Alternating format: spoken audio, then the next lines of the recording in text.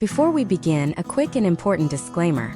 The comprehensive historical content presented in this video broadcast is strictly intended for educational, informational, and historical entertainment purposes only, and it fundamentally does not constitute professional legal advice, financial counsel, or psychological therapy under any circumstances. Family law, and most notably the complex jurisprudence surrounding divorce, marital asset division, child custody allocations, and alternative dispute resolution methods like mediation, is an incredibly intricate legal domain that varies drastically and fundamentally from jurisdiction to jurisdiction, and even from county to county within the same state. Deep historical trends, specific century-old case studies, and the overarching legal evolutions discussed throughout this masterclass represent broad historical developments specifically isolated within the United States Great Plains region over the last century and a half. Therefore, these historical narratives absolutely do not serve as modern legal precedent, nor should they ever be interpreted as actionable legal counsel for your specific, contemporary marital situation. Every single divorce proceeding is fundamentally unique, governed entirely by the highly specific modern statutory frameworks of your current state of residence and the highly individualized factual circumstances of your own marriage. Relying upon broad historical overviews or educational media broadcasts to independently navigate a highly adversarial modern legal dispute carries immense and severe personal and financial risk. You are therefore strongly and unequivocally advised to continuously conduct your own rigorous due diligence and to immediately consult with a licensed, legally qualified family law attorney or a state-certified dispute resolution mediator in your specific geographic jurisdiction before making any legally binding decisions, signing any settlement agreements, or altering your financial standing. This channel and its creators assume absolutely no liability or legal responsibility for any personal actions taken or financial consequences incurred, based upon the historical and educational information provided within this documentary series. Picture the crisp, windswept year of 1891 in the burgeoning frontier town of Sioux Falls, located deep within the Dakota Territory. While the vast majority of the established American populace viewed the sprawling Great Plains as a vast, unforgiving expanse of brutal agricultural hardship and endless physical labor, this specific, seemingly unremarkable region was actually harboring a highly scandalous, intensely lucrative, and closely guarded secret.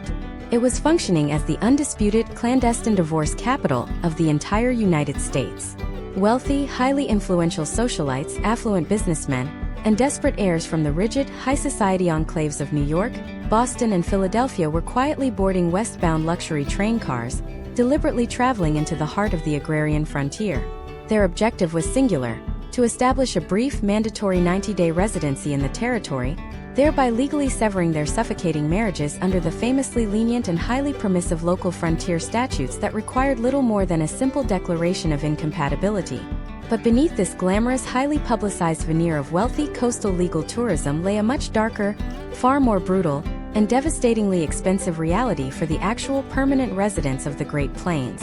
For the resilient homesteaders, the generational wheat farmers, and the sprawling cattle ranchers attempting to tame the landscapes of Nebraska, Kansas, Oklahoma, and the Dakotas, the dissolution of a marriage was absolutely not a brief, convenient legal vacation.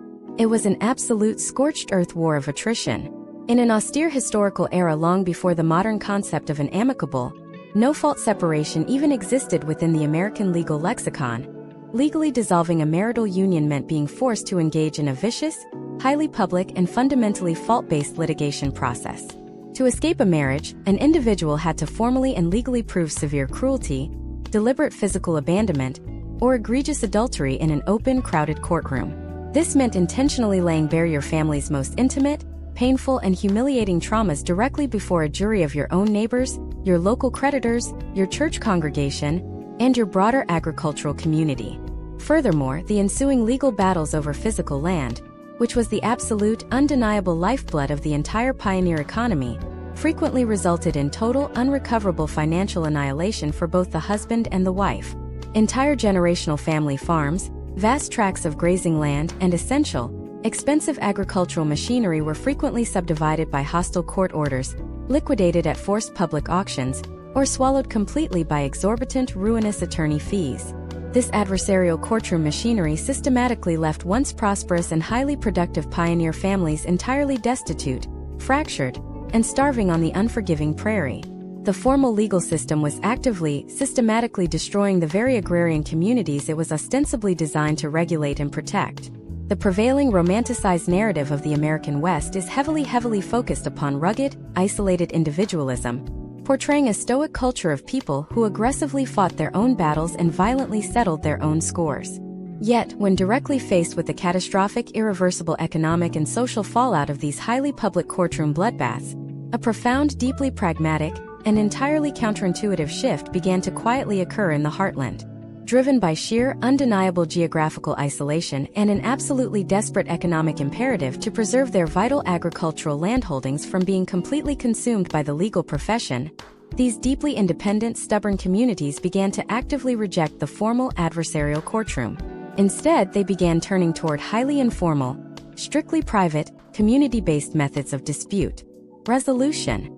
They turned to trusted local figures, respected community clergy, pragmatic agricultural elders, and eventually, naturally gifted community facilitators, to privately, quietly negotiate the complete dismantling of a failing marriage and the equitable division of the family farm without utterly destroying the fundamental economic unit itself. This desperate, unrecorded, and entirely localized survival mechanism was the true, hidden genesis of what the legal world now formally recognizes as modern divorce mediation. What began purely as an economic survival tactic in the rural, isolated expanses of the Great Plains would quietly, relentlessly evolve over the next century, eventually subverting and transforming the traditional American legal system from the inside out. The shocking historical truth is that the modern, highly formalized legal framework designed for keeping your contemporary divorce entirely out of the public courtroom, aggressively protecting your personal privacy, and heavily safeguarding your modern financial assets was absolutely not invented by Ivy League law professors or coastal legal elites sitting in corporate boardrooms. It was forged directly in the dirt, the extreme physical isolation, and the absolute economic desperation of the 19th century American frontier. But how exactly did a desperate, highly informal rural survival tactic transform over the decades into a highly regulated, multi-billion-dollar modern legal industry?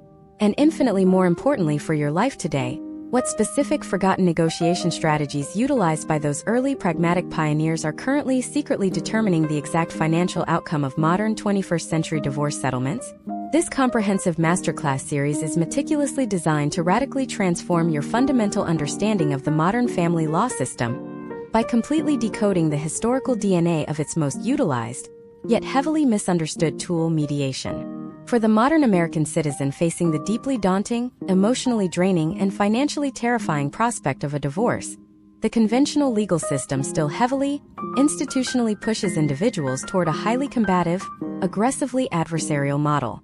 It remains a deeply entrenched system that fundamentally thrives upon escalating conflict, systematically draining personal bank accounts, and intentionally dragging out complex legal proceedings for agonizing months or even years. This deep, exhaustive historical analysis solves a critical, immediate problem for you today. It entirely demystifies the dominant alternative.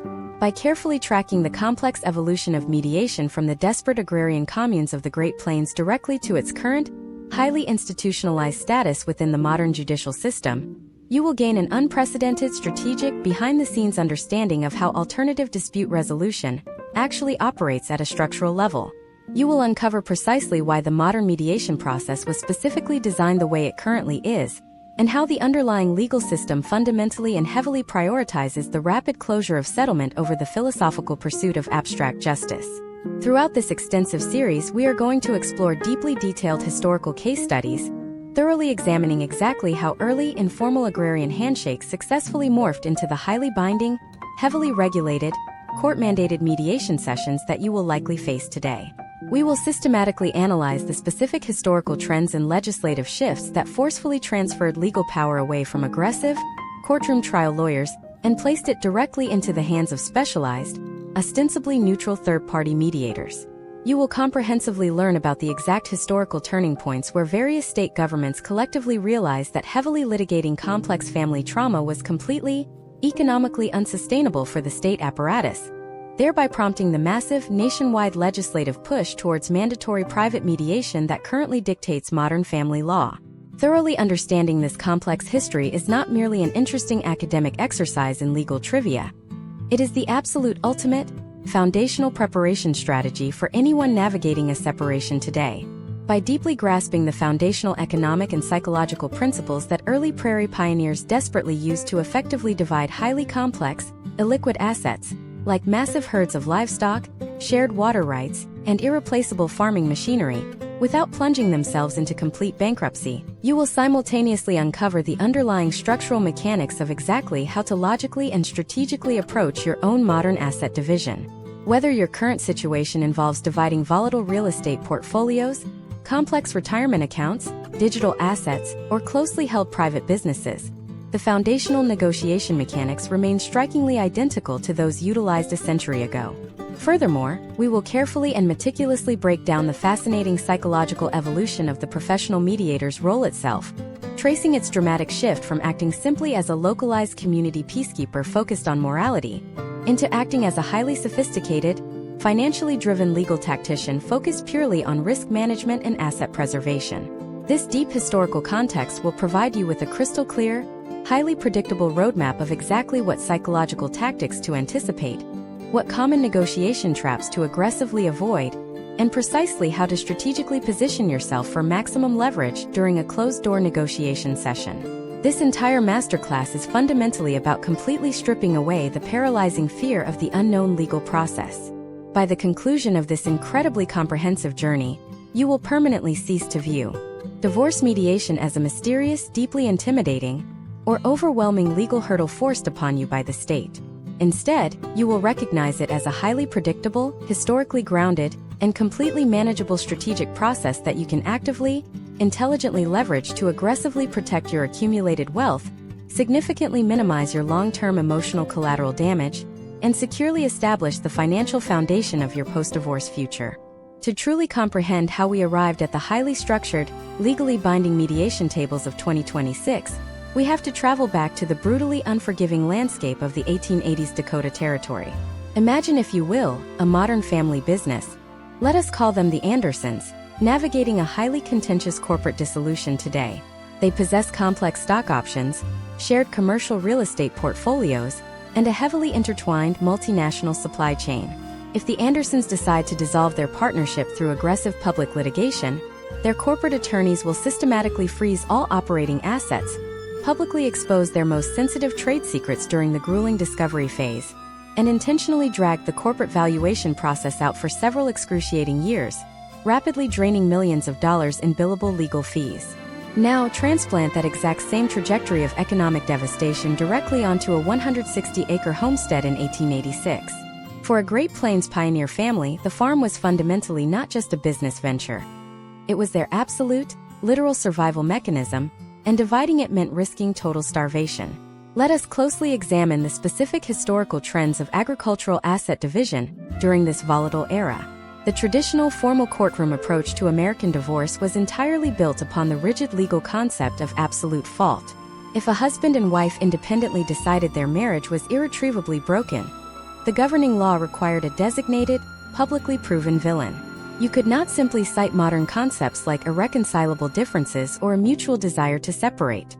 Instead, you had to legally, formally, and publicly prove severe infidelity, extreme physical cruelty, or total marital abandonment. This deeply invasive process required presenting your highly intimate case before a traveling local circuit judge, effectively bringing the sensationalized spectacle of the courtroom directly to the center of small, tightly knit agrarian communities. When a pioneer couple entered this incredibly adversarial arena, the immediate financial consequences were almost always catastrophic for both parties. The local courts, severely lacking modern forensic accountants, specialized asset evaluators, or modern equitable distribution statutes, would frequently resort to the bluntest, most destructive economic instrument available, the forced public auction. To adequately satisfy the soaring legal fees and physically divide the illiquid marital estate, the presiding judge would frequently order the total liquidation of the operational farm. The vital milk cows, the precious seed grain strictly meant for the upcoming spring planting season, the heavy iron plows, and the very agricultural land itself were rapidly sold off to the highest bidder, often neighboring farmers looking to ruthlessly capitalize on the localized tragedy. The husband and wife were ultimately left with fractional, heavily depleted cash payouts that were almost immediately consumed by exorbitant attorney fees, leaving both parties entirely destitute, landless, and incredibly vulnerable on the harsh prairie. This localized economic destruction created a profound, highly dangerous ripple effect throughout the entire region. A legally liquidated, non-operational farm meant one less local family buying essential supplies at the town general store, one less seasonal harvest contributing to the critical railway freight quotas, and one less productive household paying the localized property taxes completely necessary to keep the fledgling county government structurally solvent. The broader community simply could not afford the sheer, unmitigated collateral damage of formal courtroom litigation. It was an entirely unsustainable, destructive economic model for a rapidly developing agricultural frontier. Faced directly with these severe potential outcomes, the Great Plains communities began to organically engineer a radical, highly effective legal alternative. Long before the formal academic term alternative dispute resolution ever entered a university law school curriculum, desperate, pragmatic frontier families began systematically bypassing the circuit judges entirely. Instead of filing a highly public formal legal complaint at the county courthouse, a fracturing married couple would quietly, discreetly summon a highly respected, completely neutral third party from within their own local community. This vital figure was often the local church pastor, a prominent agricultural grange leader, or a seasoned, deeply pragmatic community elder who fundamentally understood the exact, real-world economic value of every single acre of dirt and every piece of grazing livestock. This highly informal, community-driven intervention serves as the absolute, direct historical ancestor of the modern divorce mediation process you will likely face today. The step-by-step mechanics utilized by these pioneers were surprisingly sophisticated and deeply strategic. The chosen community mediator would sit the hostile couple down, often quite literally at a rough wooden kitchen table, or inside a quiet, isolated barn, entirely removed from the damaging public sensationalism of the town square. This early mediator possessed absolutely no formal, state-sanctioned legal authority to issue a binding judicial verdict. Their immense negotiating power derived entirely from deep community respect and the sheer mutual necessity of immediate economic survival. The specific negotiation strategy heavily deployed by these early, informal mediators was ruthlessly pragmatic and financially focused. They aggressively stripped away the highly emotional, legally required accusations of fault, the alleged adultery or the perceived cruelty, because focusing heavily on past moral blame inside a barn fundamentally did not harvest the vital wheat crop. Instead, they forced the bitter couple to look purely at the physical assets and mathematically calculate a sustainable, functional division of resources. They asked critical, strictly survival-based questions. Who strategically takes control of the eastern grazing pasture? Exactly how do we fairly split the limited winter feed so both the husband's new flock and the wife's remaining cattle independently survive the impending blizzards? Can the highly expensive, heavy farm equipment be shared seasonally rather than sold at a devastating financial loss at public auction? These private sessions were the very first, raw iterations of modern interest-based legal negotiation in America. The local mediator was fundamentally shifting the couple's psychological focus entirely away from a legally destructive, backward-looking obsession with past personal grievances, and aggressively steering them toward a forward-looking, highly practical restructuring of their immediate economic futures. By executing this process completely privately, they heavily protected the fracturing family from the immense public shame and deep social ostracization that inevitably accompanied a public fault-based trial.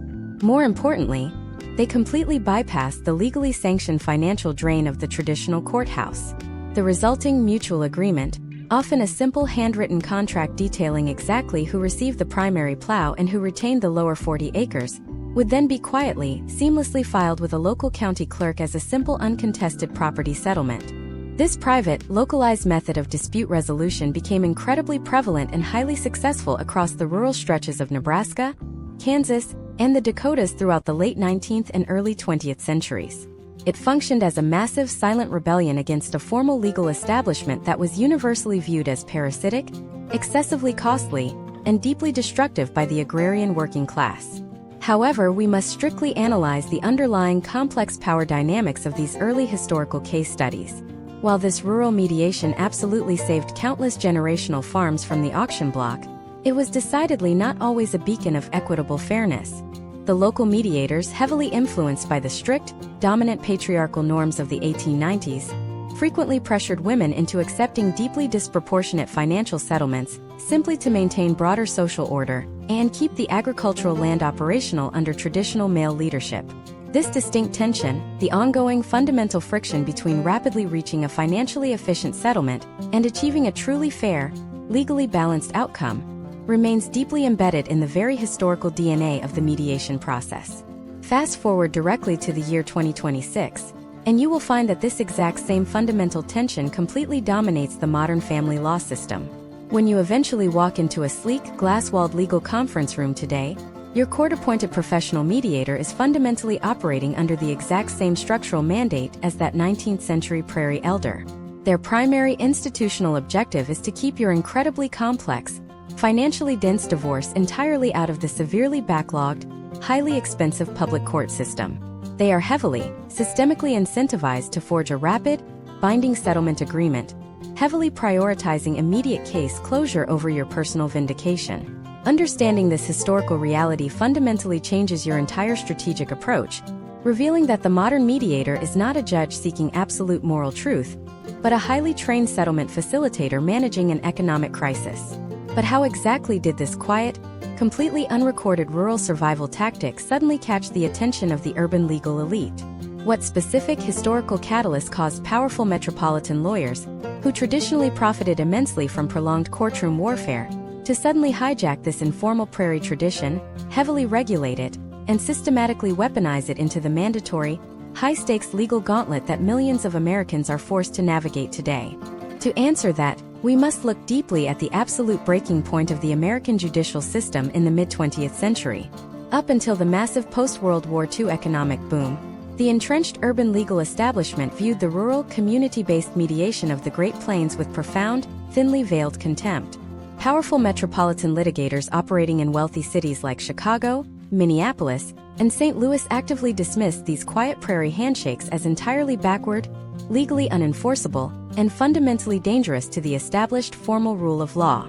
But more accurately and far more cynically, they viewed this highly efficient rural problem-solving method as a direct, existential threat to their primary revenue stream, the highly lucrative, deeply adversarial, and incredibly expensive fault-based trial. For decades, the formal legal industry held an absolute, undisputed monopoly on the dissolution of marriage, and they were fiercely protective of the billable hours generated by endless courtroom discovery and highly public character assassinations. Then, the unprecedented demographic and cultural shifts of the 1960s and 1970s violently collided with the rigid traditional court system. The American divorce rate began a meteoric, historically unprecedented ascent. The traditional courtrooms, which were intentionally designed and structurally built for rare, highly complex, and prolonged fault-based trials, suddenly found themselves completely buried under an absolute avalanche of broken, rapidly dissolving marriages. Imagine if you are navigating a complex marital separation in the year 2026, attempting to equitably divide a digital commerce business and multiple fluctuating retirement accounts. Now imagine your local county courthouse bluntly informing you that simply securing a preliminary 30-minute hearing to establish temporary child support will take an agonizing 48 months because the presiding judge currently has 6,000 identical family law cases aggressively stacked on their desk. That catastrophic logistical nightmare, that complete systemic failure, is precisely the terrifying reality that began unfolding across the nation's family courts decades ago. The formal legal system was functionally, mathematically collapsing under its own massive bureaucratic weight. The presiding family court judges were physically exhausted, the state judicial budgets were hemorrhaging capital at an entirely unsustainable rate, and the sheer volume of severely delayed litigation was causing immense, highly visible societal instability as families remained trapped in legal limbo for years. The legal elite rapidly and coldly realized that continuing to mandate a full aggressive courtroom trial for every single dissolving marriage was financially impossible. The state apparatus desperately needed a massive, highly efficient release valve to clear the suffocating dockets. And they found that exact, highly effective mechanism by looking back toward the very Great Plains agrarian traditions they had previously mocked. However, the formal, highly institutionalized legal establishment could not, and absolutely would not simply adopt the rural model as it originally existed. The traditional prairie mediator, the deeply trusted local pastor, or the highly pragmatic agricultural elder operating quietly inside a dusty barn, possessed zero formal legal training, commanded zero institutional authority, and crucially generated exactly 0 billable hours for the professional legal industry. Therefore, a massive, highly strategic, and heavily lobbied systemic co-optation began. Throughout the late 1970s and 1980s, as the revolutionary no-fault divorce movement swept across the United States, aggressively eliminating the strict requirement to publicly prove adultery or cruelty, the courts simultaneously began quietly institutionalizing alternative dispute resolution. But they fundamentally and permanently changed the underlying rules of engagement. State legislatures, heavily influenced and aggressively lobbied by powerful state bar associations, started passing strict, unprecedented regulatory statutes dictating exactly who was legally permitted to act as a professional mediator. Almost overnight, the deeply empathetic, community-focused peacemaker of the Dakota Territories was aggressively legislated entirely out of existence. In their place, a brand new, highly regulated and deeply monetized profession was officially born: the certified, state-approved professional family law mediator.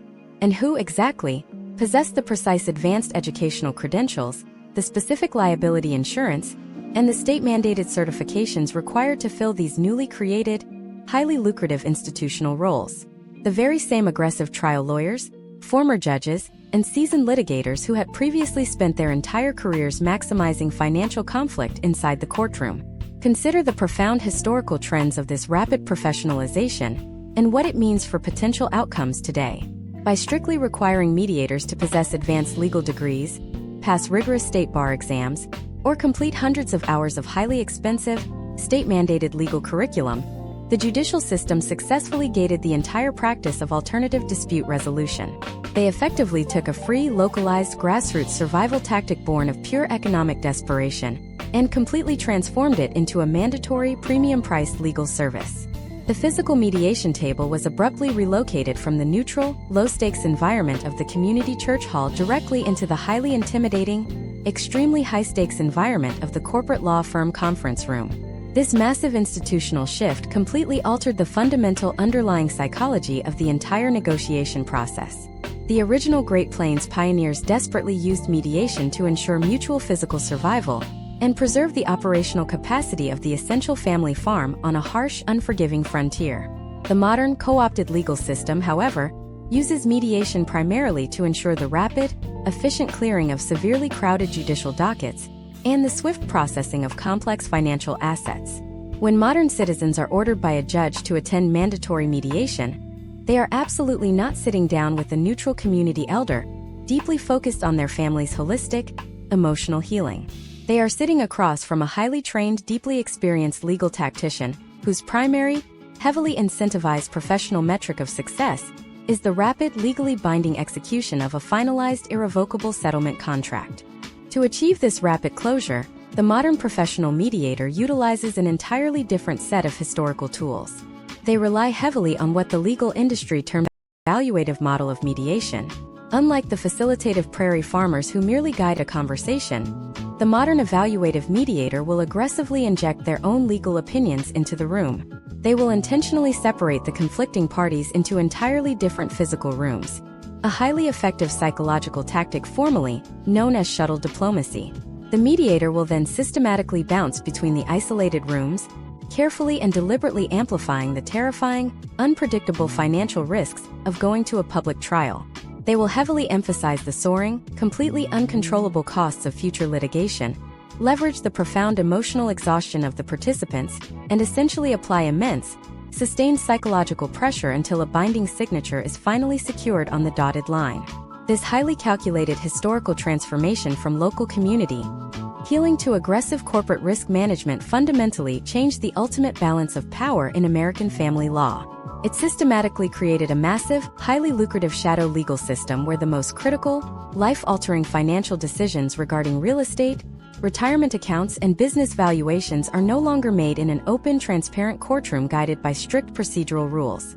Instead, they are hammered out in strictly confidential, highly pressurized, closed-door sessions where traditional legal protections and public scrutiny simply do not apply.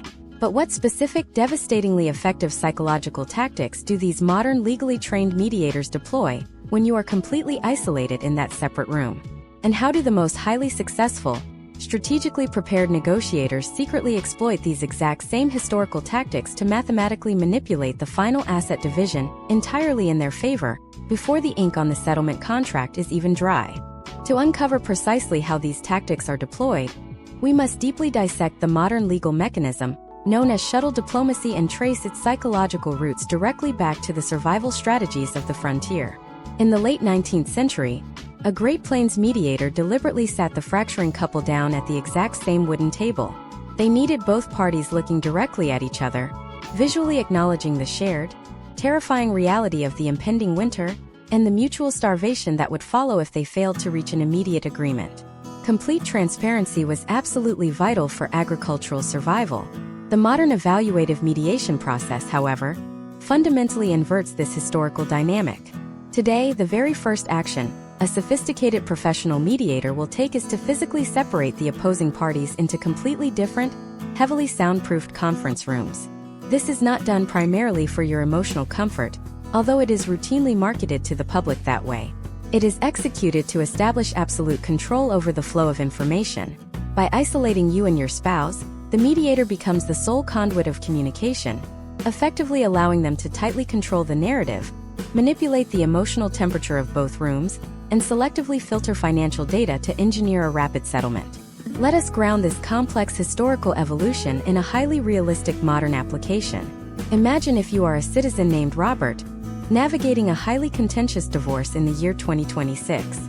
You and your spouse, Sarah, are attempting to divide a complex marital estate that includes a fluctuating suburban real estate portfolio, heavily intertwined digital investment accounts, and a highly lucrative but volatile e-commerce business. You are sitting completely alone in a sterile legal conference room, actively paying your attorney hundreds of dollars per hour just to sit next to you, while the mediator is across the hall speaking privately with Sarah. When the mediator finally enters your room, they are not going to ask you about your emotional well-being or your profound hopes for a fair, philosophical resolution. Instead, they are going to immediately deploy the exact same psychological tactic that prairie elders used over a century ago. They are going to aggressively amplify the catastrophic risk of failing to reach a deal today. The 19th century pioneer mediator would point directly out the barn window at the barren, frozen fields and graphically describe the horrors of the impending county auction block. The modern legal mediator points directly toward the imposing county courthouse downtown and graphically describes the absolute financial devastation of a public trial. They will meticulously break down the terrifying mathematics of modern litigation for you. They will explicitly detail how taking your business valuation dispute to a family court judge will require hiring highly expensive forensic accountants, enduring months of invasive legal discovery, and ultimately bleeding tens of thousands of dollars from your shared estate, all while leaving the final irrevocable decision in the hands of an overworked, deeply fatigued judge who has precisely 30 minutes to understand the entire financial history of your 15-year marriage. This is a highly calculated, legally sanctioned strategy of risk amplification. The mediator is systematically utilizing the immense, terrifying shadow of the broken public court system to heavily pressure you into accepting a suboptimal private settlement, simply to stop the financial bleeding. Highly prepared, strategically trained negotiators fundamentally understand this hidden dynamic, and they actively exploit it to mathematically manipulate the final asset division entirely in their favor. The most critical historical lesson to extract from this process is realizing that inside a modern mediation session, you are absolutely not negotiating with your spouse. Your spouse is in another room. You are entirely negotiating with the mediator. Your sole strategic objective is to successfully convince the mediator that your financial position is absolutely rigid, entirely rooted in objective mathematical reality, and completely unwilling to bend, thereby forcing the mediator to take the path of least resistance and aggressively apply all of their psychological pressure onto your spouse instead. Consider how Robert might execute this strategy in his 2026 mediation. Instead of angrily complaining about Sarah's past behavior, which only signals emotional vulnerability to the mediator, Robert remains entirely calm, purely analytical, and strictly focused on raw data. When discussing the valuation of the volatile e-commerce business, Robert does not simply state that he wants to pay Sarah less for her share. Instead, he provides the mediator with highly detailed, exceptionally complex spreadsheets highlighting severe, impending supply chain disruptions projected for late 2026, meticulously documenting rising customer acquisition costs, and definitively proving a recent downward trend in quarterly profit margins. Robert is fundamentally acting like a 19th century farmer pointing out a hidden fatal sickness in the cattle herd right before dividing the livestock. By confidently presenting this highly structured, seemingly objective financial narrative, Robert fundamentally anchors the negotiation. He provides the mediator with the exact, precise mathematical ammunition they desperately need. The mediator, whose primary professional motivation is simply to close the case and secure a signed agreement, will take Robert's complex spreadsheets directly into Sarah's room. The mediator will then weaponize Robert's data, actively telling Sarah that the business is facing catastrophic future liabilities, that fighting this complex valuation in a public court will completely bankrupt her, and that she should immediately accept Robert's seemingly lowball buyout offer just to secure her own financial safety. The professional mediator inadvertently transforms into Robert's most effective, unpaid advocate, doing the heavy lifting of dismantling Sarah's financial expectations behind closed doors. This entire structural dynamic heavily relies upon the concept of asymmetric information and emotional exhaustion. As the mediation drags on for 6, 8, or even 12 grueling hours, the cognitive fatigue becomes immensely profound. The mediator will systematically wear down the less prepared party, repeatedly highlighting the immense sunk costs of the day and the terrifying uncertainty of walking away without a signed contract. They will push, prod, and mathematically cajole until the exhausted party finally capitulates, often signing away hundreds of thousands of dollars in long-term asset value, simply to make the relentless psychological pressure stop. This is the dark, highly efficient reality of modern alternative dispute resolution. It is a system heavily designed to rapidly process human conflict through the blunt force of financial terror. But what exactly happens the moment that profound exhaustion takes hold and the mediator slides that final, legally binding settlement document across the table for your signature? How did the American legal system historically transition from treating informal, handwritten pioneer agreements as completely unenforceable rural handshakes, to violently strictly enforcing these modern mediated contracts with the full, devastating power of state law? And more importantly for your immediate future, what exact deeply buried legal clauses are routinely slipped into these final settlement documents at the 11th hour, explicitly designed to permanently lock you out of the legal system and completely strip away your constitutional right to ever appeal the outcome? To understand this terrifying legal reality, we must first examine the inherent fragility of the original Great Plains survival agreements. Back in the late 19th century, when a fractured pioneer family successfully negotiated the division of their homestead inside a rural barn, the resulting document was typically a single piece of ledger paper. It was handwritten, perhaps witnessed by the local pastor, and lacked any formal legal seal. Under the rigid common law doctrines of the era, these localized agreements were viewed by the formal judicial system as mere private contracts, which meant they were highly vulnerable. If a pioneer husband suddenly experienced bitter regret after the winter thaw and decided he actually wanted the entirety of the prime grazing land, he could simply tear up that informal ledger paper, ride directly into town, and file a formal lawsuit with the circuit court. The presiding judge would almost always disregard the previous barn negotiation entirely, forcing the family straight back into the agonizing, highly public litigation process. The informal mediation, therefore, was merely a temporary ceasefire, not a legally unassailable conclusion. This historical loophole presented a massive systemic problem for the modern legal establishment during the late 20th century. As we previously explored, the modern family court system aggressively adopted mediation specifically to permanently clear their suffocating, severely backlogged dockets. If modern citizens could simply change their minds after a grueling mediation session and drag their complex financial disputes back before a judge, the entire bureaucratic release valve would completely fail. The system desperately needed finality. Therefore, powerful state bar associations and legislative bodies initiated a massive historical trend toward aggressively codifying alternative dispute resolution. They systematically passed complex statutory frameworks designed to magically transform an informal private agreement into an ironclad, completely non-appealable court order. Imagine if you are an individual named David, navigating the final agonizing hours of a high-stakes divorce mediation in the year 2026. You and your spouse have been sequestered in separate, aggressively air-conditioned conference rooms for 11 consecutive hours. You have consumed nothing but stale coffee and sheer adrenaline. The psychological exhaustion is profound, your cognitive defenses are completely depleted, and your legal bills for this single day alone have just eclipsed $10,000. Suddenly, the mediator walks into your room and slides a dense, 40-page legal document across the table.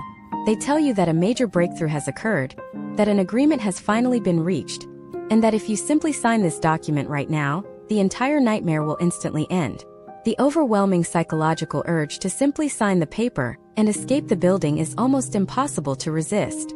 But what exactly is David signing in that vulnerable 11th hour? The modern mediation settlement agreement is an absolute marvel of restrictive legal engineering. Deep within the boilerplate language of those 40 pages are highly specific clauses explicitly designed to permanently lock the courtroom doors behind you. The first major trap is the comprehensive waiver of discovery. By signing the agreement, you are frequently acknowledging that you are completely satisfied with the financial information provided by your spouse, and you are permanently waiving your legal right to ever subpoena their future bank records, demand formal depositions, or hire forensic accountants to uncover hidden offshore assets. If David discovers 3 years later that his spouse had secretly funneled $500,000 into a hidden cryptocurrency wallet during the marriage, this specific clause will severely cripple, if not entirely destroy, his ability to reopen the case. Even more devastating is the standard waiver of the right to appeal. In a traditional open public trial, if a judge makes a catastrophic mathematical error or fundamentally misinterprets the state law when dividing your business, you possess a constitutional right to appeal that decision to a higher appellate court. However, when you voluntarily sign a private mediation agreement, you are essentially signing a contract that voluntarily waives your right to appellate review. You are explicitly telling the state that you accept this specific division of assets as final, regardless of whether it is ultimately fair, equitable, or mathematically correct. The historical trends surrounding family law appeals clearly demonstrate that appellate judges treat signed mediation agreements with near absolute reverence. Once that signature is legally notarized, the courts will ruthlessly enforce the contract. The legal standard required to successfully overturn a signed mediation agreement is astronomically high, generally requiring undeniable, heavily documented proof of extreme, physical duress or massive, deliberate financial fraud, both of which are incredibly difficult and immensely expensive to prove in a subsequent legal action. The sophisticated legal professionals inside the room fundamentally understand this dynamic. They know that the absolute best time to secure your binding signature on these highly restrictive clauses is when you are completely emotionally drained, desperate for closure, and suffering from severe decision fatigue. This is why complex mediations are notoriously designed to stretch late into the evening. It is a calculated war of attrition. The modern legal system has taken the localized, community-driven survival mechanism of the Great Plains and systematically weaponized it into a highly efficient assembly line that prioritizes bureaucratic finality over actual financial justice. You are not merely agreeing to a division of property. You are contractually agreeing to permanently silence yourself. This deep historical transition from the fragile pioneer handshake to the modern, unbreakable legal contract represents one of the most significant, yet least understood, shifts in American jurisprudence. It fundamentally privatized the dissolution of the family, moving the most critical financial decisions of your life out of the transparent, heavily scrutinized public courtroom and into the shadowy, unregulated environment of the private conference room. But this privatization inevitably raises a terrifying, fundamentally crucial question. If the entire process is now happening behind closed doors, completely shielded from public oversight and judicial scrutiny, who exactly is watching the mediators? What happens when the highly trained, supposedly neutral legal professional facilitating your asset division is not actually neutral at all? How do extensive, highly lucrative financial pipelines currently exist between powerful family court judges, private forensic valuation experts, and the very mediators you are forced to hire? And most importantly, what specific, incredibly subtle behavioral cues will instantly reveal that the mediator in your room is secretly working to protect your spouse's wealth while actively engineering your financial ruin? To completely uncover these deeply hidden behavioral cues, we must first profoundly understand the massive historical shift in the economic incentives that govern the person sitting at the head of the mediation table. If we look back to the 1890s in the Dakota Territory, the localized mediator, often the town pastor or the agricultural grange leader, possessed an absolute, unshakable economic interest in genuine neutrality. Their primary compensation was not financial. It was the continued social stability and physical survival of their isolated community. If that pioneer mediator exhibited blatant bias, heavily favoring a wealthy rancher while completely starving out a vulnerable homesteader wife, the entire fragile local economy suffered. The displaced family would become a severe drain on the limited county resources, the agricultural land would fall fallow, and the mediator would instantly lose all their localized social capital. Their neutrality was heavily guaranteed by the sheer necessity of mutual survival. However, as we fast forward directly to the highly commercialized family law environment of the year 2026, that fundamental historical guarantee of mutual survival has been entirely completely eradicated and replaced by a multi-billion-dollar legal supply chain. Imagine if you are a citizen named Michael, currently engaging in a high-net-worth divorce mediation in 2026. You might naturally assume that the professional mediator sitting across from you is an entirely independent, neutral third party whose sole professional interest is helping you and your spouse reach a fundamentally fair mathematical division. This is the greatest, most pervasive historical misconception in modern alternative dispute resolution. A highly successful, premium-tier professional mediator operating in a major American city today does absolutely no direct marketing to the general public. They do not advertise their mediation services to everyday citizens on television or social media. Their entire lucrative business model, their absolute financial livelihood, is entirely dependent upon steady recurring case referrals from a very small, tightly knit network of highly powerful local family law attorneys and presiding circuit court judges. This hidden economic pipeline creates a profound, invisible structural bias within the conference room. If a modern mediator consistently pushes for equitable settlements that heavily anger the most aggressive, highest-billing law firms in the county, perhaps by aggressively protecting a financially vulnerable spouse against a predatory corporate buyout, those powerful attorneys will simply, quietly stop referring their wealthy clients to that specific mediator. The mediator will rapidly go bankrupt. Therefore, the mediator possesses a massive, systemic financial incentive to cater heavily to the perceived power dynamics already present in the room. They will almost always subtly lean toward the party who is represented by the most influential, repeat client attorney. Understanding this deeply entrenched historical evolution from community peacekeeper to corporate vendor is the absolute key to recognizing the specific, subtle behavioral cues that instantly reveal when a mediator is actively engineering your financial defeat. The very first and perhaps most devastating behavioral cue of a secretly biased mediator is the aggressive weaponization of a psychological tactic clinically known as reality testing. In a historically pure facilitative mediation on the Great Plains, reality testing was entirely objective. The pioneer elder would literally walk out to the barn, physically count the remaining bushels of winter wheat, and mathematically demonstrate to both parties that their current settlement demands would result in mutual starvation. It was based entirely on physical, undeniable reality. However, a biased modern mediator fundamentally perverts this tactic, utilizing asymmetric reality testing. When you are sitting in your isolated room, and you present a perfectly logical, mathematically sound request for 50% of the marital retirement accounts, the biased mediator will immediately subject you to intense, highly negative reality testing. They will sternly emphasize the terrifying tax penalties, extensively quote the astronomical potential costs of future litigation, and deeply exaggerate the unpredictability of the local judge. They will systematically attempt to terrify you into lowering your mathematically accurate expectations. Conversely, when that exact same mediator walks across the hall into your spouse's room, the reality testing completely vanishes. If your spouse makes an absurdly low, fundamentally insulting buyout offer for the shared family business, a biased mediator will not challenge their logic or threaten them with the risks of trial. Instead, the mediator will return to your room and present your spouse's predatory offer as a highly generous, unmissable opportunity. They cease to be a neutral evaluator of risk and smoothly transform into a highly motivated salesperson for your spouse's financial agenda.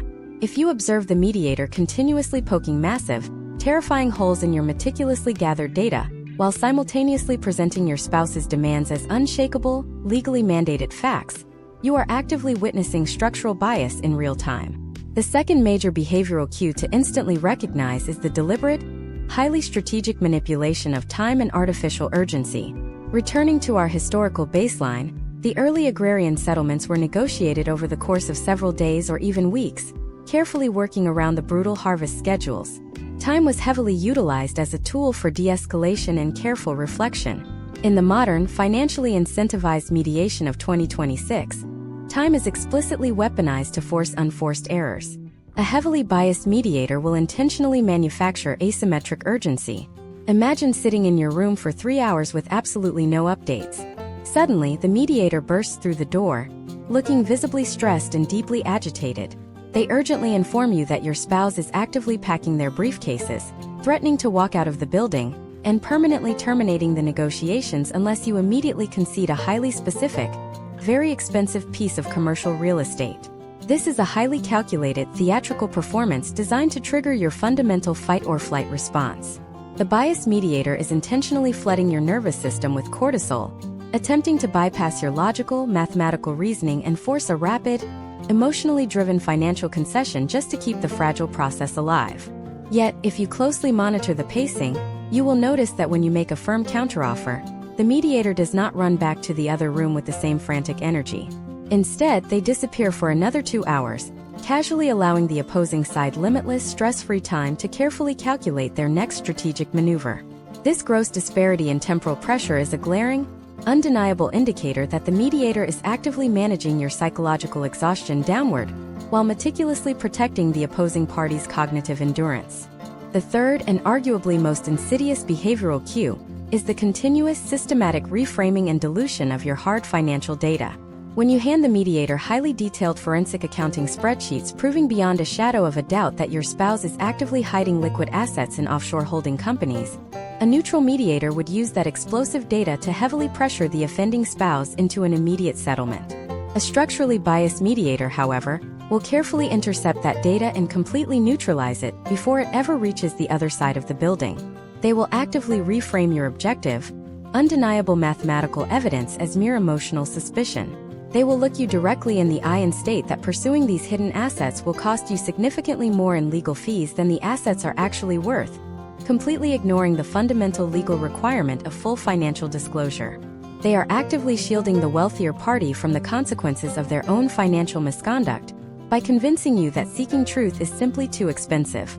Once you systematically train yourself to rapidly identify these 3 historical cues, asymmetric reality testing, manufactured urgency, and data dilution, you will instantly realize that the supposedly neutral conference room is, in reality, heavily rigged against you. The terrifying realization sets in that the highly paid professional you implicitly trusted to facilitate a fair division is quietly acting as a secondary, highly effective attorney for your spouse. But what exactly do you do when you are completely trapped in this hostile environment?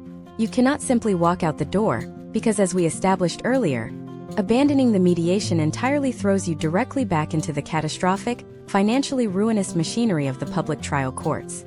Instead, you must aggressively learn to utilize the mediator's own powerful institutional momentum directly against them. You must master the specific, historically proven countermaneuvers that instantly strip a biased mediator of their psychological power and mathematically force them to advocate for your financial reality. But what happens when the massive wealth you are desperately trying to divide is not a physical farm, a tangible piece of real estate, or liquid cash, but rather the highly volatile, completely intangible digital assets and complex intellectual properties that strictly define immense wealth in the year 2026? How do you effectively force a mediator to accurately value a digital empire they fundamentally cannot see, touch, or even understand?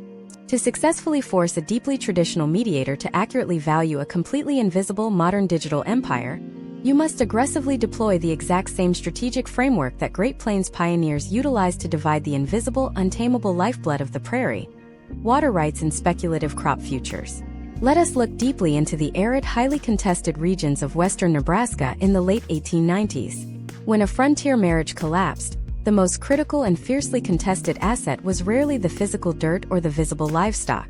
Instead, it was the entirely intangible, highly fluctuating legal right to divert water from a seasonal river, alongside the purely speculative financial value of the following year's unplanted wheat harvest. You cannot physically hold a future harvest in your hand, and you certainly cannot build a wooden fence around a rapidly flowing river. Early community mediators were initially completely paralyzed by these invisible assets. If they valued the unseen water rights too highly and a sudden drought occurred, the spouse who traded away their physical assets for that water would instantly starve. If they severely undervalued the theoretical future crop, the selling spouse would be financially devastated and permanently landless. To survive this mathematical nightmare, the prairie elders organically developed a highly sophisticated system of proxy valuation. They stopped attempting to physically measure the unpredictable water itself and started looking purely at historical, easily definable proxy metrics. They deliberately brought in external neutral grain millers to publicly testify on established, projected milling capacities. They translated the wildly unpredictable, invisible asset into a highly rigid, entirely predictable mathematical formula based on historical yield averages, completely stripping away the mystery and replacing it with cold, hard economic data. Now we must directly transplant that exact same historical translation mechanism into the high-stakes, heavily regulated legal conference rooms of the year 2026. Imagine if a citizen named Emily is currently navigating the highly contentious dissolution of a massive marital estate. However, her specific family wealth does not consist of sprawling agricultural acreage, physical retail storefronts, or traditional pension plans. Instead, the primary multi-million-dollar wealth is entirely digital and deeply abstract. It consists of a highly lucrative decentralized finance cryptocurrency portfolio, a sprawling network of monetized e-commerce domains, and proprietary algorithmic software code that generates massive monthly recurring revenue. The fundamental, potentially catastrophic problem Emily faces is that the professional mediator sitting at the head of the table, frequently a retired, late-career former circuit court judge, spent their entire 40-year traditional legal career evaluating physical brick-and-mortar businesses, examining commercial real estate deeds, and dividing tangible bank accounts. They fundamentally do not possess the baseline technological literacy required to independently understand complex blockchain architecture, tokenomics, or software-as-a-service algorithmic revenue models. This massive generational knowledge gap creates an incredibly dangerous, highly volatile vacuum inside the private mediation room. If Emily simply walks in and demands 50% of the cryptocurrency liquidity pool or a fair equity split of the proprietary code, the technologically confused mediator will instinctively default to their deepest institutional bias. They will aggressively devalue what they fundamentally do not understand. The mediator will naturally view the entire digital empire as highly speculative, profoundly risky, inherently unstable, and essentially worthless compared to a physical, insured bank account.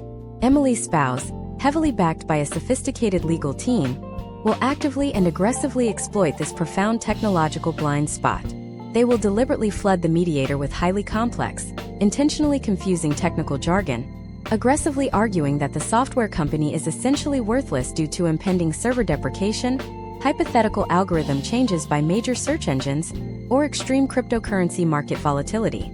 The biased, overwhelmed mediator, desperately eager to simply close the complex case and clear their docket, will readily accept this pessimistic narrative and heavily pressure Emily to surrender her massive digital equity for a microscopic fraction of its true mathematical value. To aggressively counter this terrifying potential outcome, historical trends in advanced modern negotiation dictate that Emily must execute the exact modern equivalent of the pioneer proxy valuation.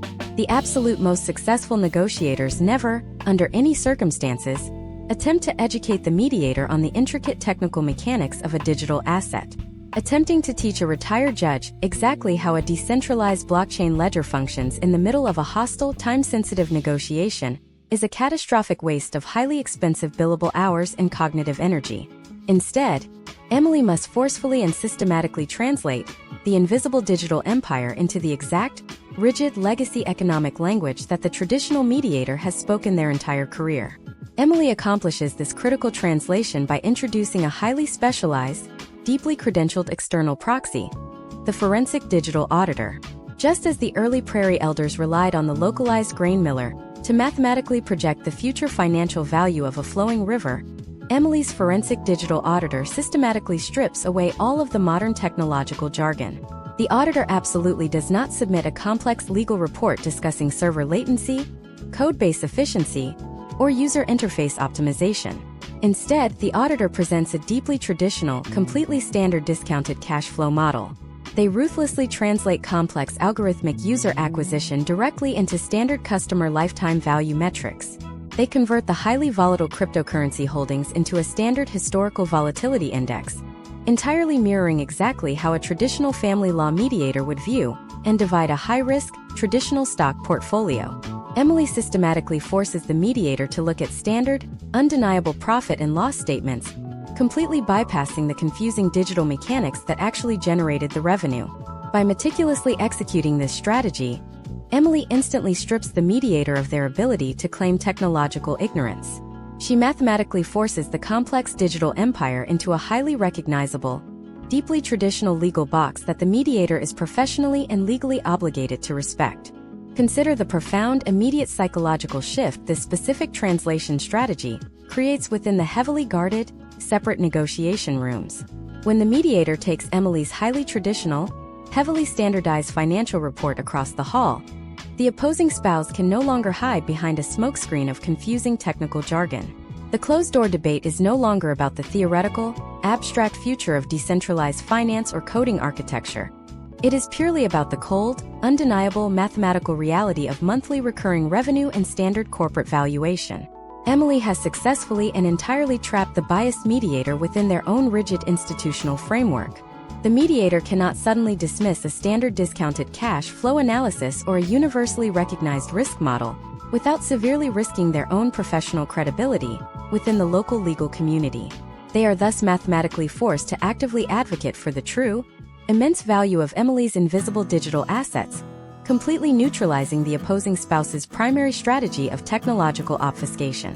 However, historical case studies clearly demonstrate that successfully executing this translation strategy instantly triggers a highly dangerous, secondary phase of the mediation process. Once you successfully force the mediator to acknowledge the undeniable mathematical reality of your hidden wealth, the opposing side will immediately realize that their primary strategy of confusion has entirely failed. In an absolute desperate panic to protect their massive assets from this newly established irrefutable valuation, they will inevitably abandon the digital debate entirely.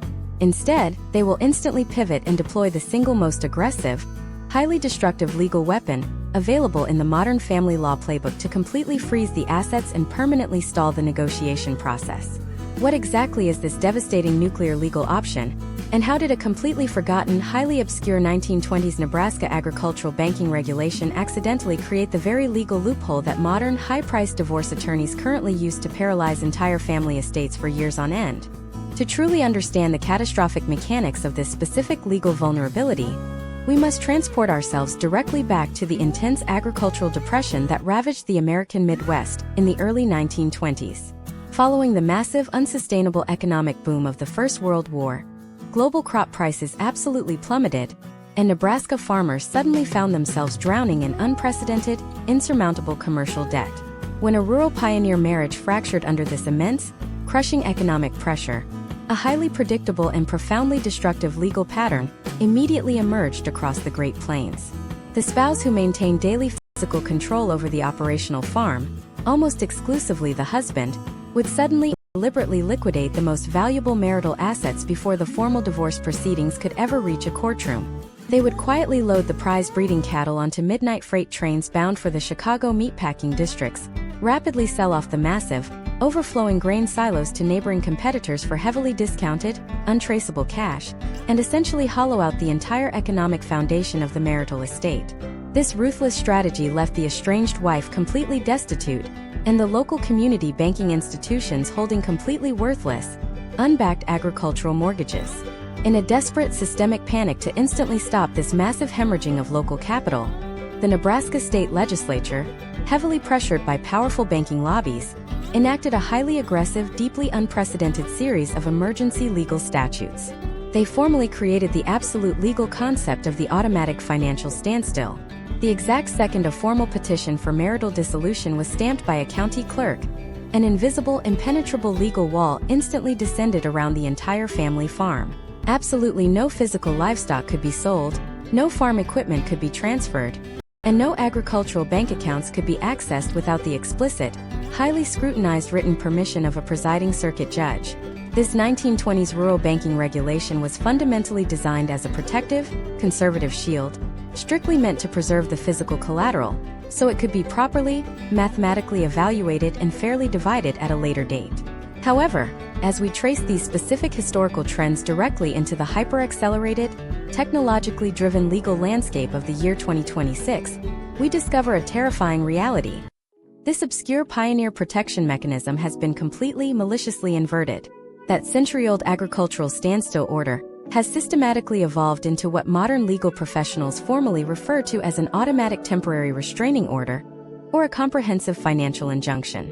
When an individual files for a divorce today in almost any major United States jurisdiction, this historical freeze automatically, instantly attaches to every single shared bank account, real estate deed, and business entity connected to the marriage. On paper, to the untrained public eye, it still masquerades as a protective, stabilizing shield. But in the ruthless, highly strategic theater of modern high-stakes mediation, an aggressive opposing legal team will deliberately weaponize this historical freeze, transforming it from a protective measure into an active, suffocating financial garrote. Let us return directly to the intense, highly volatile mediation involving Emily and her massive, deeply complex digital empire. As we previously established in our case studies, Emily brilliantly utilized a forensic digital auditor to successfully translate her complex coding revenue into standard corporate metrics, completely destroying her spouse's strategy of technological obfuscation and mathematically proving the undeniable multi-million-dollar value of her software business. When the opposing legal team immediately realizes they have completely lost the objective valuation argument, they will not simply concede defeat and offer a fair settlement. Instead, they will instantly execute the nuclear legal option born directly from that 1920s banking panic. They will abruptly halt the private mediation session, aggressively walk out of the room, and immediately file an emergency ex parte motion with the local family court, aggressively invoking the automatic financial injunction. They will falsely but highly persuasively argue to a technologically illiterate presiding judge that because Emily's assets are entirely digital, highly liquid, and easily transferable across international borders via untraceable blockchain networks, she poses an extreme, immediate flight risk to the marital estate. The judge, heavily biased toward absolute judicial caution and relying entirely on historical, physical standstill precedents, will instantly grant the emergency motion without a hearing. With the single stroke of a judicial pen, Emily's entire global digital empire is legally frozen. You must deeply, comprehensively understand the profound, catastrophic difference between legally freezing a Nebraska wheat farm in 1922 and freezing a global digital enterprise in 2026. If a pioneer court froze a 160-acre grazing pasture, the physical dirt remained securely in place, the seasonal rain still watered the grass, and the underlying asset fundamentally retained its intrinsic economic value while the slow legal dispute played out over several months. But a modern digital business is a living, highly sensitive economic organism that strictly requires constant, uninterrupted financial circulation simply to survive on a daily basis.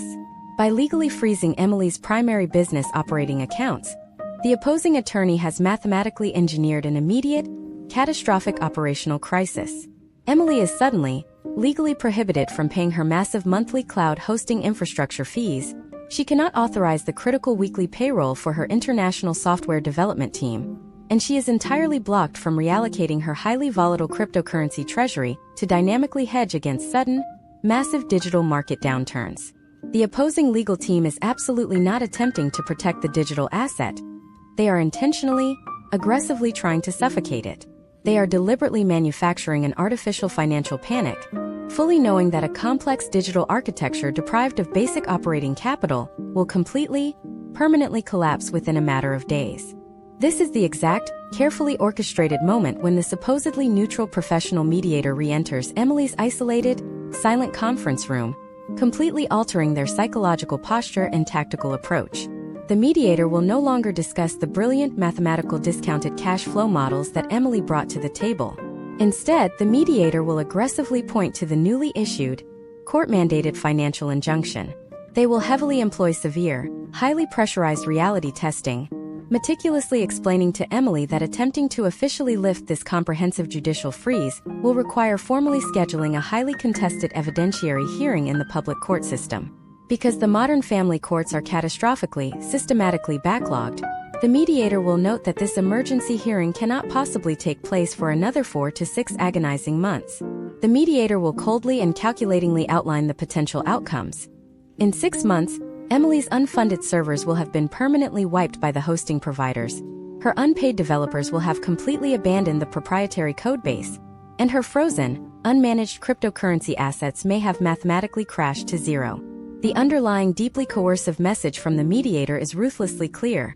the objective historical valuation of your company no longer matters in the slightest, because if you do not sign a massive, deeply discounted settlement concession right this very second, you will spend the next year fighting over the worthless ashes of a completely bankrupt business.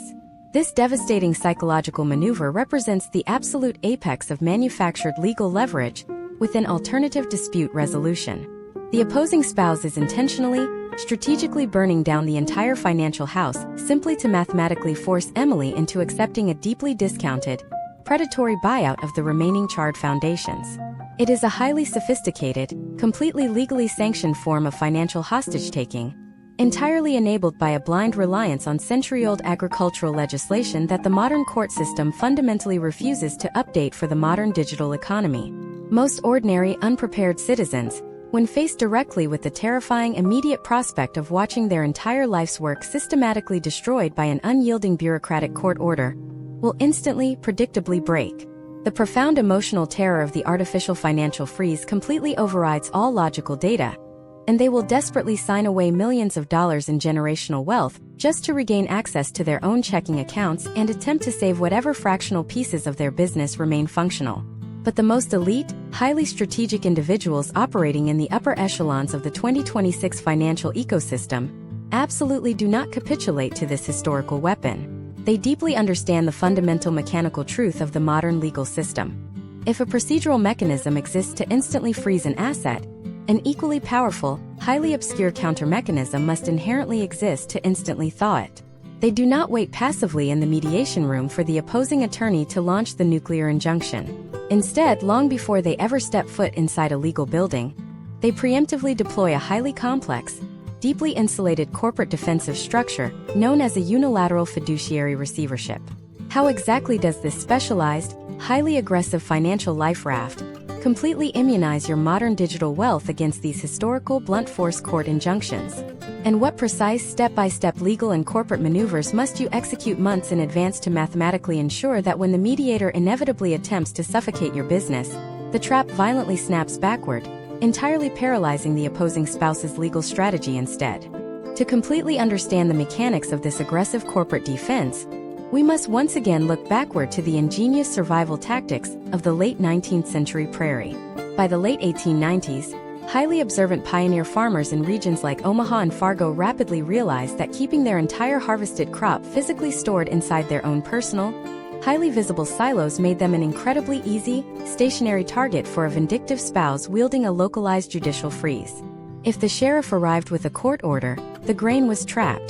To outmaneuver this devastating legal weapon, these pragmatic agricultural communities organically developed the concept of the independent grain syndicate. Months before any domestic instability ever materialized, a forward-thinking farmer would legally transfer the ownership title of their massive upcoming wheat harvest directly to a neutral third-party cooperative board. The farmer fundamentally surrendered absolute, direct personal ownership of the physical crop, but strategically retained the proportional economic benefit of its eventual sale. When the marital dispute inevitably erupted and the angry spouse rushed to the local circuit judge to secure a paralyzing financial injunction, the sheriff would ride out to the homestead only to find the personal silos completely empty. The immense agricultural wealth was already legally housed miles away, inside a heavily fortified, independent community cooperative. Because the cooperative was a separate, legally distinct entity governed entirely by distinct commercial laws, the local family court judge possessed absolutely zero jurisdictional authority to freeze its operations. The pioneer farmer had successfully, completely immunized their lifeblood from the domestic dispute. When we directly translate this brilliant historical strategy into the complex, hyper-accelerated digital economy of the year 2026, it takes the form of a highly sophisticated, deeply insulated legal structure known as a unilateral fiduciary receivership. Imagine a citizen named James, who operates a massively lucrative artificial intelligence logistics firm. James has carefully studied historical trends and fundamentally understands that if his marriage eventually dissolves, the modern legal system will instantly, aggressively attempt to deploy an automatic temporary restraining order to freeze his operational capital and suffocate his servers. To completely neutralize this terrifying potential outcome, James executes the modern equivalent of the pioneer grain syndicate. 12 to 18 months prior to any marital breakdown, when the financial waters are completely calm, James initiates a massive, legally ironclad corporate restructuring. He systematically transfers the executive voting rights, the operational checking accounts, and the highly sensitive proprietary algorithmic code out of his direct personal name and entirely into an independent corporate holding structure, or a specialized blind trust. This structure is then placed under the absolute, unyielding control of a neutral third-party fiduciary board. Through this meticulous step-by-step legal evolution, James fundamentally transforms himself from the absolute, vulnerable owner of the digital empire into a legally insulated, non-voting beneficiary or a heavily contracted executive employee. This is not an attempt to illegally hide assets.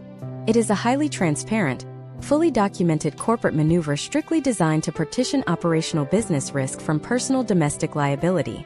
The independent board of directors is legally bound by a massive, overriding fiduciary duty to ensure the continued profitability and operational survival of the artificial intelligence firm, regardless of what is happening in James's personal life. Now we return directly to the intense, suffocating environment of the modern legal conference room. The heavily biased mediator and the aggressive opposing legal team, believing they hold absolute leverage, abruptly walk out of the private session and file the nuclear emergency injunction with the family court. They confidently return to the room, slam the court-ordered financial freeze onto the table, and fully expect James to completely capitulate in sheer terror. They anticipate that James will desperately sign away millions of dollars in equity just to keep his servers online, but the trap violently snaps backward. James does not panic. He does not beg for financial mercy. Instead, he calmly slides his meticulously prepared corporate restructuring documents across the table.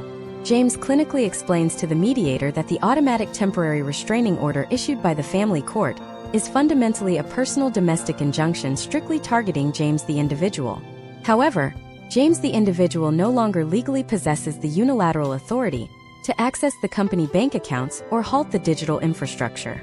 The artificial intelligence firm is a completely separate legal entity, governed exclusively by a third-party fiduciary board operating under strict commercial law.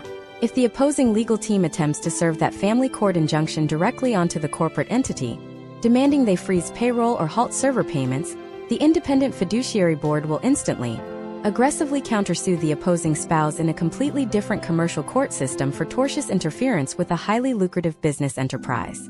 The board will mathematically prove that the spouse is actively, maliciously attempting to destroy a third-party corporation, suddenly exposing the spouse to massive, catastrophic civil damages that could easily bankrupt them entirely.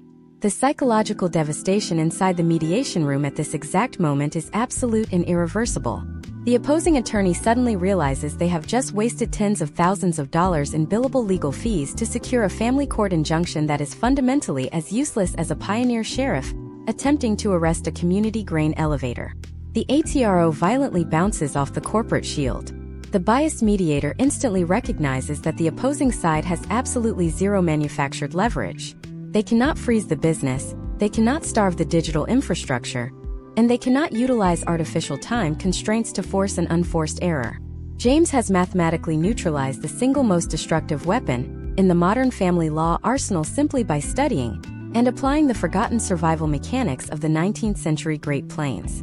But when you successfully utilize this historical cooperative strategy to completely immunize your primary wealth, you fundamentally force the opposing legal team into a mathematically terrifying, deeply desperate corner. Because they can no longer privately suffocate your business in the shadows of a mediation room, their only remaining option is to completely abandon the private negotiations and drag the entire valuation dispute directly into the blinding light of a public courtroom trial. But what specific highly radioactive financial traps are deeply embedded within the formal discovery process of a 2026 public trial? How do highly prepared individuals intentionally seed their own financial disclosures with complex, mathematically explosive tripwires designed to completely annihilate the opposing attorney's credibility before the presiding judge even hears the opening statements?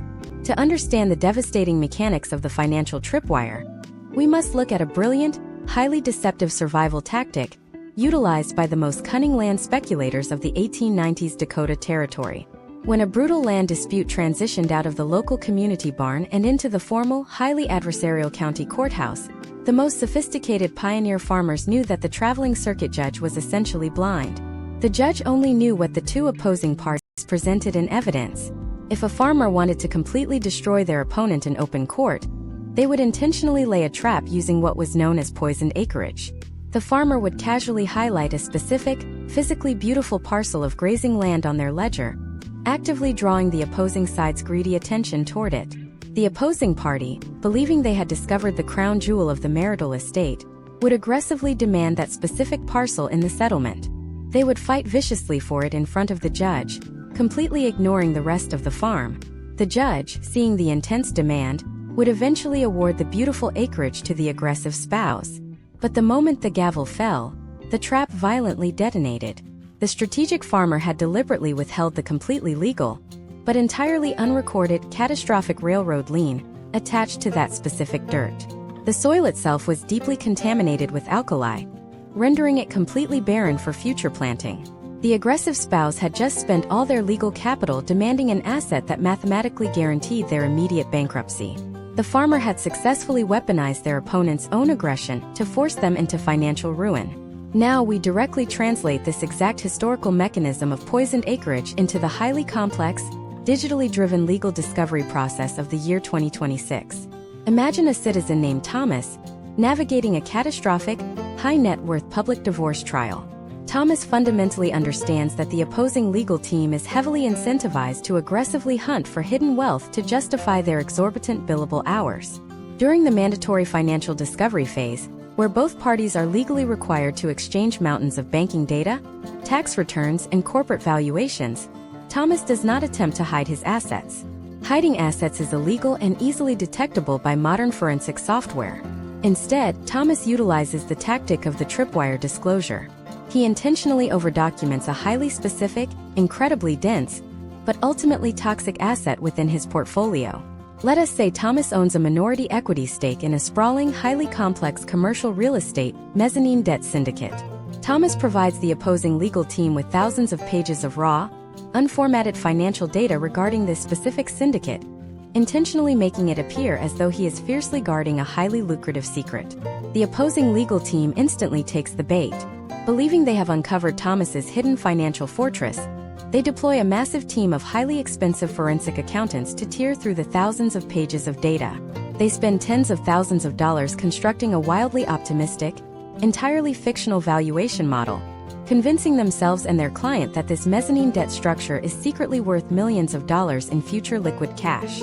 When the actual trial finally begins, the opposing attorney steps before the overworked, deeply fatigued presiding judge. They aggressively launch into their opening arguments, proudly parading this commercial real estate asset as absolute proof that Thomas is a financial predator hoarding marital wealth. They demand that the judge award their client a massive, disproportionate cash payout based entirely on the projected value of this specific syndicate.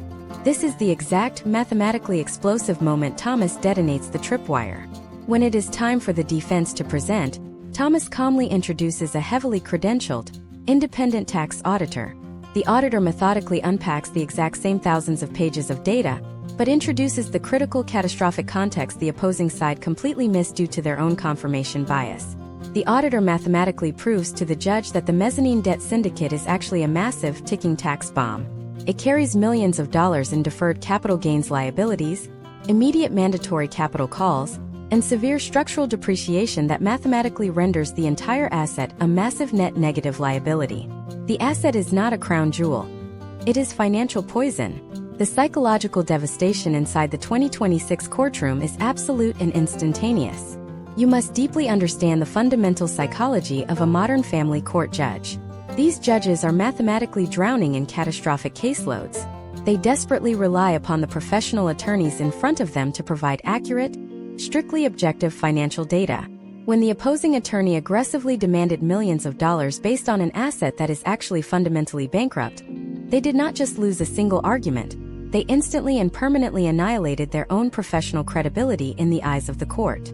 The judge immediately realizes that the opposing legal team is either wildly mathematically incompetent or deliberately attempting to mislead the court to inflate their own legal fees. The ensuing halo effect of this tripwire detonation completely dictates the remainder of the trial. Because the opposing attorney has entirely destroyed their own baseline credibility, the presiding judge will instinctively and systematically reject every subsequent financial argument they attempt to make. When the trial moves on to dividing the actual highly valuable assets of the marriage, the clean liquid capital, the digital equity, the unencumbered real estate, the judge will simply rubber stamp Thomas's valuation models. Thomas successfully weaponized the mandatory discovery process, utilizing the opposing attorney's own aggressive greed to completely dismantle their legal authority before the trial even truly began. This is the ultimate, highly advanced evolution of the Great Plains survival strategy. It is not about fighting harder in the courtroom.